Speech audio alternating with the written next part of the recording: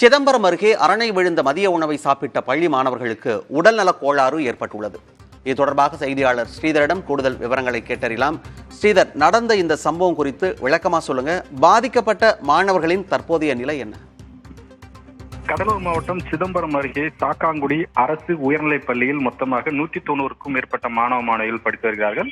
அவர்களில் இன்று 90க்கும் மேற்பட்ட மாணவ மாணவிகள் பள்ளி உணவு சாப்பிட்டதாக சொல்லப்படுகிறது. 6வதிலிருந்து 10வது வரைக்கும் இருக்கும் இந்த பள்ளியில் 90க்கும் மேற்பட்ட மாணவ மாணவிகள் மதிய உணவு சாப்பிட்டுள்ளார்கள். அதில் ஒரு 10ஆம் வகுப்பு படிக்கும் மாணவியின் தட்டில் உயிரிழந்த நிலையில் உணவில் அரணை ஒன்று கிடந்ததாக சொல்லப்படுகிறது. இது குறித்து உடனடியாக ஒரு தலைமை ஆசிரியரிடம் இது குறித்து அவர் தகவல் தெரிவித்துள்ளார். ஆனால் தலைமை ஆசிரியர் அதை அலட்சியமாக இருந்ததால் அந்த மாணவி தனது குடும்பத்திற்கு தகவல் தெரிவித்துள்ளார். அதனையடுத்து அவரது பெற்றோர் அந்த மாணவியிடம் விசாரித்து அதற்குள்ளாக அவர் வாந்தி மயக்கம் வருவதாக கூறியிருக்கிறார்.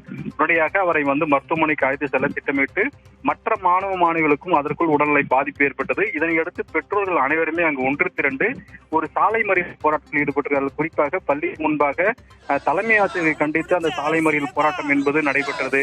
அரசு பள்ளி ஆசிரியர் ஏன் இதுபோல் அலட்சியமாக இருந்தது, மாணவ மாணவிகளுக்கு அதிகமான பாதிப்பு ஏற்பட்டிருந்தால் மிகப்பெரிய பிரச்சனை ஏற்பட்டிருக்கும் என்று அங்கு போராட்டத்தில் ஈடுபட்ட காரணத்தால் காவல்துறை உடனடியாக 5க்கும் மேற்பட்ட ஆம்புலன்ஸ் வரவழைக்கப்பட்டு கிட்டத்தட்ட 50லிருந்து 60 மாணவ மாணவிகளை சிதம்பரத்தில் உள்ள மருத்துவமனைக்கு அழைத்து சென்று தற்போது சிகிச்சை என்பது அளிக்கப்பட்டு வருகிறது. இது சம்பந்தமாக கடலூர் மாவட்ட முதன்மை கல்வி அலுவலரிடம் கேட்டதற்கு இது குறித்து விசாரணை நடத்துவதற்காக தற்போது அதிகாரிகள் அங்கு சென்றிருக்கிறார்கள். என்ன நடந்தது என்று விரைவில் விசாரணை அறிக்கை கொடுக்கப்படும், அதன் மூலம் நடவடிக்கை எடுக்கப்படும் என்று அவர் உறுதியளித்துள்ளார். இச்சம்பவம் பெரும் பரபரப்பை ஏற்படுத்தாலும் தற்போது இந்த 50க்கும் மேற்பட்ட மாணவ மாணவிகளுக்கு சிகிச்சை அளிக்கப்பட்டு அவர்கள் அனைவரும் நலமாக இருப்பதாக முதல்கட்ட தகவல்கள் தெரிவிக்கிறார்கள். விவரங்களை கொடுத்தமைக்கு நன்றி ஸ்ரீதர்.